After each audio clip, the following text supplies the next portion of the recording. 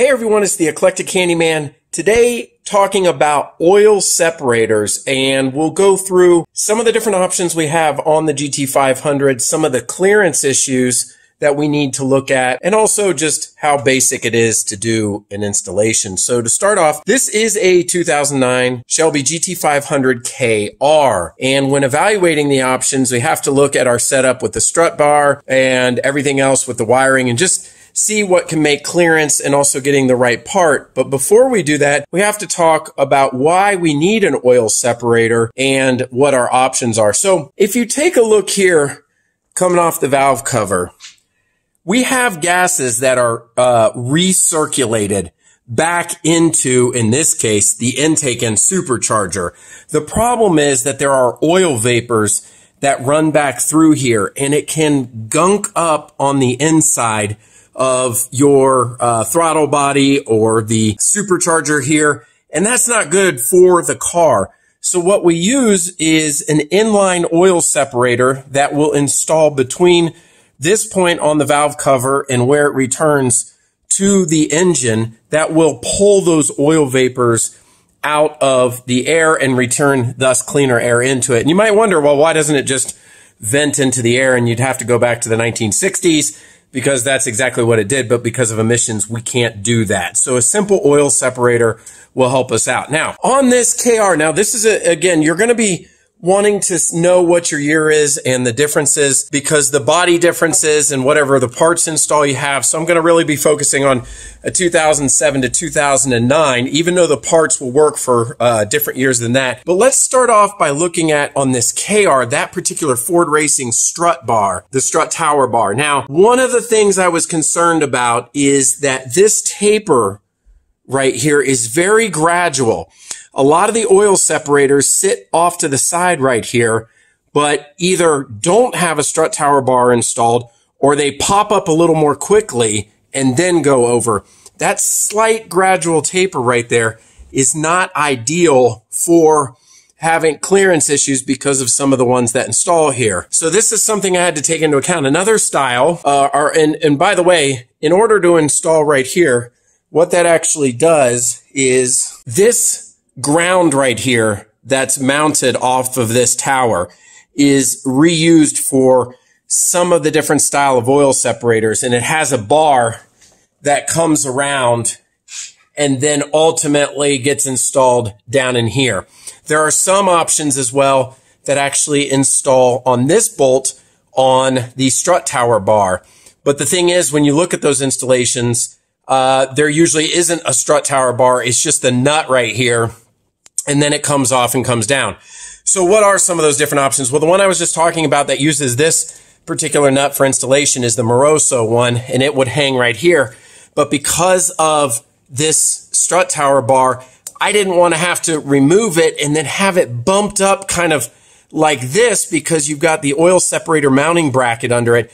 That would not have been ideal. The next one, and really the community favorite based on usage, is what's called the Bob's Ultimate Oil Separator, and was ideally the one that I was going to do that would be installed right here. But my main concern, again, was the clearance. And if I get down in here, there was a concern that that gradual taper on the strut tower bar, that it would not allow the Bob's oil separator to sit in there properly without maybe having to bend the installation bracket that came off the back to make it sit lower. And thanks to the Ford GT500 forums and some of the community members, I was able to verify from one member that that was such the case with this strut tower bar. So again, kind of coming off of here, there would have been a bracket that came over, and then the oil separator would have sat below. There's also another option to go over here to the firewall and drill into the firewall and install a mounting bracket. It's called the remote mount. That one I was not interested in because, quite frankly, I didn't want to drill into the car, especially this car being a king of the road, and I just didn't want to modify the car like that. There's also another one by JLT that's called a remote mount, that all that means is it didn't require any drilling in the firewall, but it would move it away into this location. But the problem I had with my particular car, and maybe this could have all been moved, but that one would sit like right here on the wiring harnesses, and that just, these are not movable on my car. It's possible I could have removed the attachments, tried to push this out of the way, but in my case, anything in this general vicinity was not going to work for me. Again, the options, you have Bob's Ultimate, you have the Moroso, which would come off of here. Bob's Ultimate has a bracket that comes back off there. And then you've got the JLT or JL that sits inline, and then there's also the remote install versions. So after doing a bunch of research, the one I ended up with is the JLT Inline Separator. And one of the things I'll be pointing out too is people ask about, does it touch that valve cover? So we're going to be looking at that as well. And just quickly, I want to note out, this is a different car. This is my 2001 Cobra. And I can verify that oil separator would have been worthwhile. They weren't a big thing on this car, but the PCV and then the return into the intake, I actually replaced this intake with a new older stock Ford part. And when I had taken this off and looked at the inside at the intake, it was absolutely covered in oil. So had there been an inline oil separator here on this line to help with those oil vapors and to remove them, that would have been surely very helpful. But back here on the GT500, this is a must-have part. Now, one of the last things before we do the quick install is, why didn't Ford just put one on from the get-go if these things are so important? Well, I don't have a concrete answer on that, but there are two guesses. One is everything to save on cost to keep the price as low as possible, and it's still functional. And the second thing is aesthetics. You know, it's clean here. We can see the valve covers and, you know, a little bit less happening right here. And I'm going to be introducing this can that sits in the middle. So between cost and aesthetics, and maybe not a complete necessity according to the manufacturer, but as the community has seen, this is really critical to put this on as soon as you get your GT500. And they do make them for all different years, 07, 09, 10, 11 through 14, and then there's a completely different one for the 20 and up. Let's get looking at the JLT 3.0 I got. All right, so here's the JLT 3.0 oil separator I got for this car. Again, it's the inline. It's going to sit there and float. And a few of the things I was curious about, now I can report on it. First of all, it's going to take all of about 30 seconds to install it. That's why in this video I wanted to elaborate on some of the options, the clearance, some of the pitfalls, that this isn't just a basic installation video. But here is the can at the bottom. I'll unscrew that in a second and show it to you. It has the factory connections. We'll basically remove that old line and put this one in here.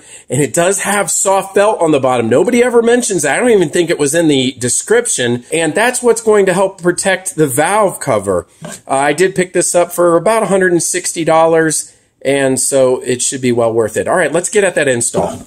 All right, for the installation, this is as basic as it can get. You could probably do this in a parking lot if you needed.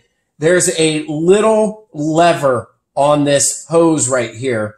All you do is slide it with your hand and pull it up to disengage. We'll move that off to the side. And then there's going to be a similar one back here on the supercharger. It's on the back side. We're just going to move it with our hands, and it slides back. So let's get a little close up on that. I just had to see that. It's a real piece of cake. Move it with your finger. Move it with your finger. All that's doing is decompressing that. You can even see a little oil residual in there, it looks like. All right, save this part. We don't need to get rid of it, because if we ever want to put the, change our decision on which one we're using or whatever, we can. All right, let me show you how. So to empty this, you firmly hold at the top and you unscrew it. Nice quality metal construction here. And it's got like a pre-filter and another filter, so as the gases pass by, the oil will end up in this reservoir. Per the instructions and from my research, you know, don't let this get above about half full. Gauge it, check it. Some say every oil change, you know, just make sure that you're checking it. You don't want that to get too full. One other thing. You notice I'm doing this on the passenger side of the car. They do make one that goes on the driver's side as well. But from everything I've seen, nobody ever gets any oil collecting on the driver's side. It's only the passenger side on these GT500s. Your mileage may vary. Check your specific model, but I'm going to be starting here with the passenger side. All right. Now, I never install anything without always wiping down the connections, making sure everything's nice and clean before I install anything. All right, installation's reverse. Other than me chatting, this probably took less than a minute. And we'll get this one, actually we'll get this one in place here first. We're going to press down. Okay, that clicked. We're going to press in on the other one. Clicked. We're done. It's there. Let's get some other angles on this. All right, taking a look at the install here. It is a tight clearance for sure. If you look under that Ford Racing KR strut bar, there is not a ton of clearance right there. In position, it is not touching. You can actually see through it. This, I should note, is like plastic. It's really firm, okay? So this is not wobbly like a rubber hose. When I saw this originally, I wasn't unsure. And then it has the foam on the bottom to protect the valve cover. Can I wiggle it? Yeah, a little bit. You hear that? So is it possible that it might make, you know, a little bit of contact under here on the very underside?